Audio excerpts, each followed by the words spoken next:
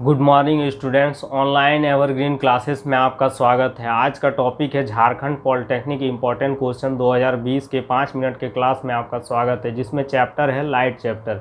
हम लोग जानते हैं कि फिजिक्स में 50 नंबर के क्वेश्चन पूछे जाते हैं। फिजिक्स के 50 नंबर क्वेश्चन में लाइट के 12 से 20 नंबर के क्वेश्चन आते हैं, करंट के 10 से 18 नंबर के क्वेश्चन आते हैं और मैग्नेटिज्म के 8 से 12 नंबर के क्वेश्चन आते हैं। और यही तीनों चैप्टर को हम लोग ब्रह्मास्त्र बोलते हैं, इसी को त्रिदेव बोलते हैं। इसी तीनों चैप्टर के सहारे हम लोग फिजिक्स में अच्छा मार्क्स स्कोर कर सकते हैं। इसमें लगभग 30 से 50 नंबर के क्वेश्चन कोई भी एग्जाम में पूछे जाते हैं झारखंड पॉलिटेक्निक के। तो सबसे पहले आज हम लोग डिस्कशन करने वाले हैं लाइट चैप्टर के बारे में। तो लाइट चैप्टर में हम लोग सबसे पहले प्रकाश की प्रकृति के बारे में जानेंगे, जिसमें 2 से 3 नंबर के क्वेश्चन आते हैं। तो सबसे पहले प्रकाश की प्रकृति में प्रकाश क्या है? प्रकाश एक अनुप्रस्थ तरंग है और ध्वनि तुम्हारा क्या है? अनुदैर्ध्य तरंग है।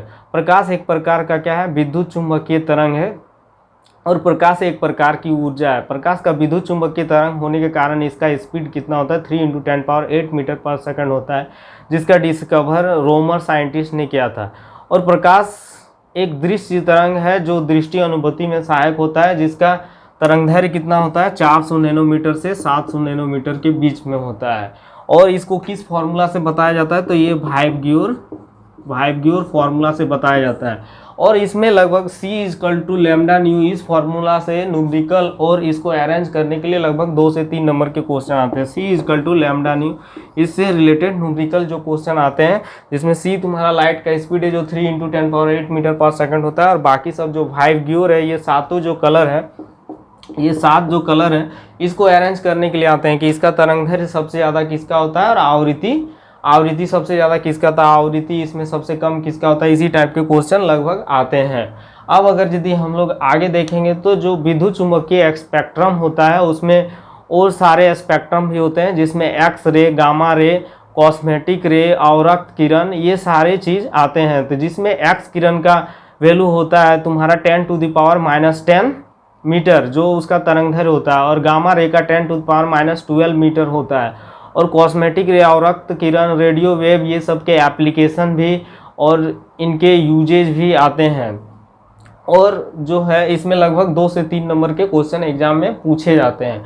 और इसमें हम देखा जाए तो इसमें भी तुम्हारा अरेंज करने के लिए उसका तरंगदैर्घ्य और आवृत्ति अरेंज करने के लिए आते हैं। अब आगे अगर यदि हम लोग देखें तो परावर्तन से लगभग 4 से 6 नंबर के क्वेश्चन आते हैं, जिसमें से डिफिनेशन से क्वेश्चन आते हैं। तो डिफिनेशन क्या होता है? तो डिफिनेशन I = R एक होता है, और दूसरा जो होता है तुम्हारा I R, और ये तुम्हारा जो परपेंडिकुलर अभिलंब जिसको बोलते हैं, तीनों एक ही तल में होते हैं। और इससे रिलेटेड न्यूमेरिकल और इसके डिफिनेशन से रिलेटेड कॉन्सेप्चुअल क्वेश्चन एग्जाम में पूछे जाते हैं। और उसके बाद इसमें नियमित परावर्तन और अनियमित परावर्तन, उससे भी रिलेटेड क्वेश्चन, जो हम जानते हैं कि आई जो होता है हमेशा क्या होता है? समानांतर होता है एक दूसरे के।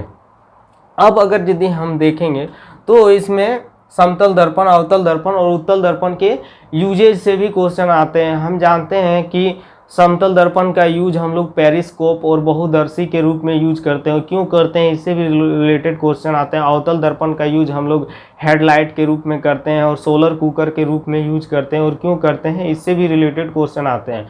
और साइड मिरर का हम लोग यूज उत्तल दर्पण का करते हैं, इससे भी रिलेटेड क्वेश्चन आते हैं।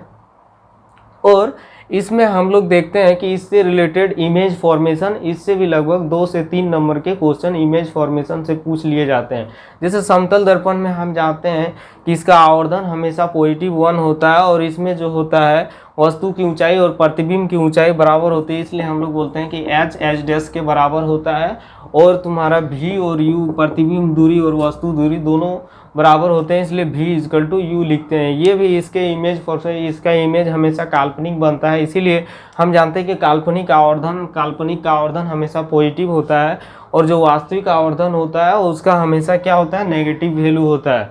और अगर यदि देखा जाए तो दर्पण के तुम्हारा फोकस दूरी, वक्रता केंद्र, ध्रुव और प्रधान अक्ष, इससे रिलेटेड डिफिनेशन भी कभी 1 से 2 नंबर के क्वेश्चन पूछ लिए जाते हैं। और दर्पण सूत्र से रिलेटेड न्यूमेरिकल हमेशा, और आवर्धन से रिलेटेड न्यूमेरिकल 2 से 3 नंबर के क्वेश्चन लगभग पूछते हैं एग्जाम में। उसके बाद अगर यदि देखा जाए तो हम जानते हैं कि दर्पण समतल दर्पण में क्या होता है, जो नंबर ऑफ इमेज का फॉर्मूला होता है वो 360 डिग्री n-1 होता है और 360 डिग्री बाय n होता है। वो भी फॉर्मूला जो होता है इससे रिलेटेड न्यूमेरिकल। और समतल दर्पण में क्या होता है, हमको अपना इमेज देखने के लिए h/2 हाइट चाहिए।